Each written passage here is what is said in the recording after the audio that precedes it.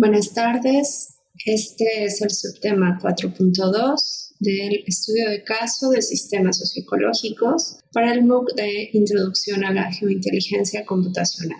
Mi nombre es María Elena Méndez López. El caso de estudio que les voy a presentar se llama ConservCom, el papel de la participación local en la conservación de la biodiversidad, estudio de caso en el sureste mexicano. Y esta investigación se desarrolló en 4 estados de la República Mexicana, en Oaxaca, en Veracruz, en Campeche y en Quintana Roo. Lo primero que es importante conocer es el contexto de México en cuanto a su sistema natural. México es considerado un país megadiverso. Esto quiere decir que junto con otros 11 países contienen la mayor riqueza en cuanto a diversidad biológica, es decir, la mayor cantidad y diversidad de animales y plantas se encuentran en estos 12 países, incluyendo México. México, de acuerdo a datos de la CONABIO, ocupa el 5º lugar en plantas vasculares, el 3er lugar en mamíferos, el 11º en aves, el 2º en reptiles y el 5º en anfibios. Sin embargo, México también presenta una grave problemática asociada a su biodiversidad. Algunos datos importantes que avalan esta problemática son los que presentamos aquí. Por ejemplo, 40% de la cubierta forestal en México ha desaparecido en los últimos años. 45% de los suelos en México han sido degradados por actividades humanas como la agricultura, como la ganadería, entre otras. 2.500 especies entre plantas y animales están consideradas dentro de alguna categoría de riesgo, es decir, que son especies que pueden estar en peligro de extinción en el mediano o largo plazo. Y por otra parte, más de la mitad de los cuerpos de agua en México se encuentran contaminados. Pensemos que estos cuerpos de agua son los que nos proveen a nosotros de agua potable en las zonas urbanas y en las zonas rurales también.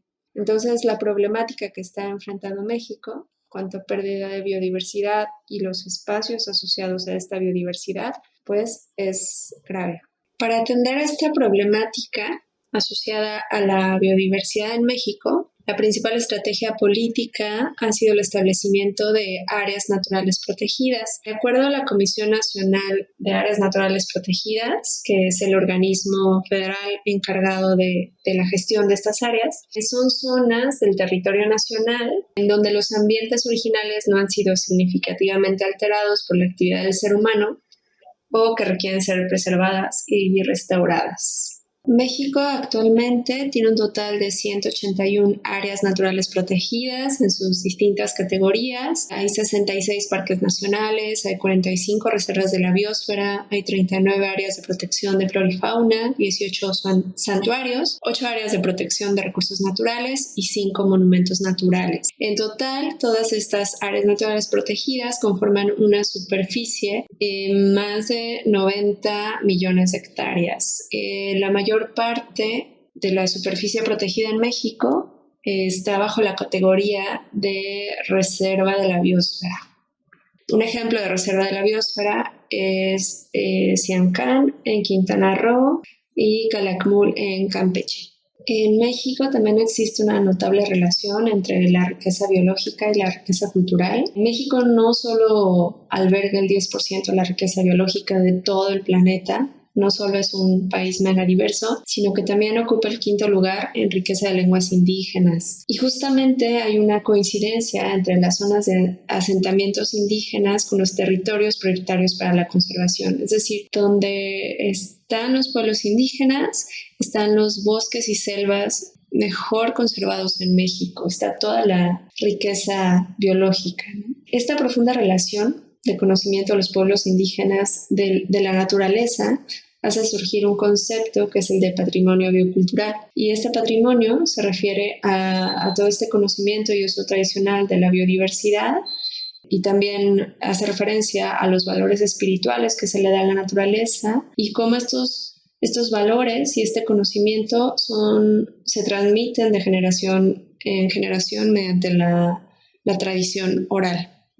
Tomando en cuenta este contexto mexicano en donde hay una riqueza de biodiversidad y también hay una riqueza cultural que está coexistiendo y conviviendo, surge el proyecto de Consercom. Los antecedentes que nosotros pusimos sobre la mesa para este proyecto es pues que por una parte hay una estrategia política para conservar la biodiversidad, que son áreas naturales protegidas, y el esquema del área natural protegida es poner restricciones al uso de la naturaleza, es decir, proteger estas áreas y no permitir actividades humanas dentro de ellas, al menos en sus zonas núcleo. Pero por otra parte están las sociedades humanas, que principalmente son ejidos y pueblos indígenas, que son vecinas de estas áreas naturales protegidas o bien viven dentro de estas áreas naturales protegidas. Entonces, este esquema de conservación ha venido generando conflictos porque es una estrategia que excluye a las sociedades humanas que están relacionadas con estos ecosistemas que se están protegiendo.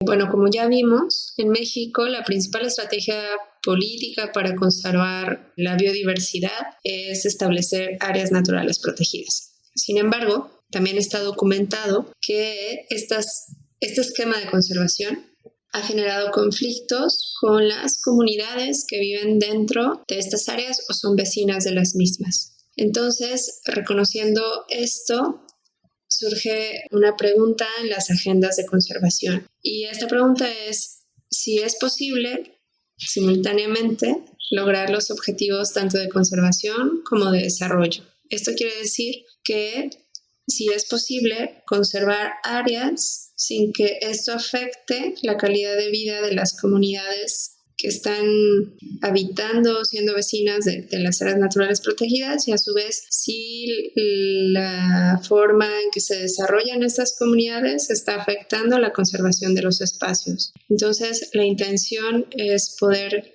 conciliar ambos sistemas, y es aquí cuando el concepto de participación toma relevancia dentro de las agendas de conservación. Entonces empiezan a generar nuevos esquemas de conservación de la naturaleza. Uno de estos esquemas es el pago por servicios ambientales, donde se otorgan incentivos económicos a quienes están conservando los espacios naturales. Y por otra parte están las áreas de conservación comunitaria, que es un esquema que se llama bottom-up, que quiere decir de abajo hacia arriba, y este esquema consiste en que las decisiones sobre la gestión de estas áreas de conservación se toman a nivel local, a nivel comunitario, y luego son reconocidas en otras escalas de gobierno.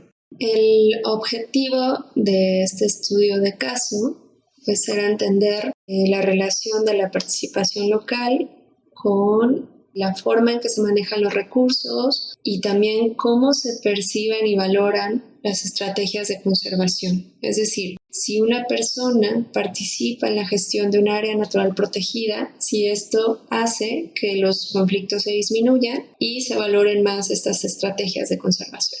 Las localidades donde se desarrolló este caso de estudio fue en el sureste de México, en 4 estados, como les mencioné anteriormente. En el estado de Oaxaca se trabajó con una comunidad indígena que se llama Santa Cruz Tepetotutla.